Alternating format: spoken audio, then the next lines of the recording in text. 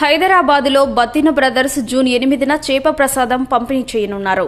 అసలు ఈ చేప ప్రసాదం పంపిణీ ఎలా ప్రారంభమైంది ఈ వీడియోలో తెలుసుకుందాం.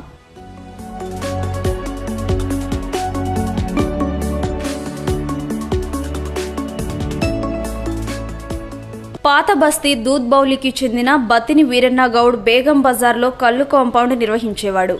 1847లో ఒకరోజు వర్షంలో తడిసిన ఓ సాధువు అక్కడికి రావడం గమనించిన వీరన్న గౌడ్ అతన్ని ఇంటికి తీసుకువెళ్లారు. వీరన్న గౌడ్ చేసిన సపర్యలకు సంతృప్తి చెందిన సాధువు ఆస్తమా వ్యాధిని నయం చేసే వనమూలికల గురించి వీరన్న గౌడ్కు చెప్పారు. ఈ వనమూలికలతో ప్రసాదం తయారు చేసి ప్రతి సంవత్సరం మృగశిర కార్తె రోజు ఎలాంటి లాభాపేక్ష లేకుండా రోగులకు ఉచితంగా పంపిణీ చేస్తే నీకు నీ కుటుంబానికి మేలు జరుగుతుందని ఆ సాధువు వీరన్న గౌడ్కు తెలిపారు.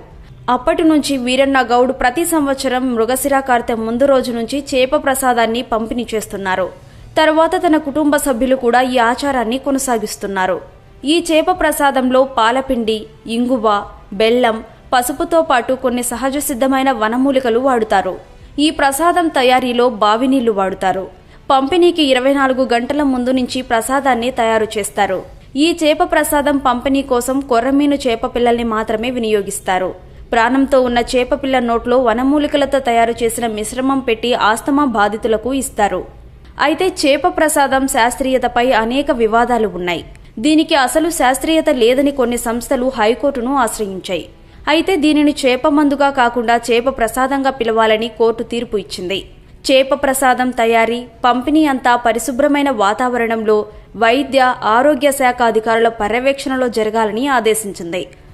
అయితే ఈ చేప ప్రసాదం కోసం ప్రతి సంవత్సరం దేశ విదేశాల నుంచి దాదాపు 4 లక్షల మంది హైదరాబాదుకు వస్తారు. కరోనా వల్ల 2020 నుంచి 2022 వరకు నిలిచిపోయిన చేప ప్రసాదం పంపిణీ 2023లో మళ్లీ ప్రారంభమైంది. గతేడాది నుంచి ఈ చేప పంపిణీకి ప్రభుత్వమే అన్ని ఏర్పాట్లు చేస్తుంది.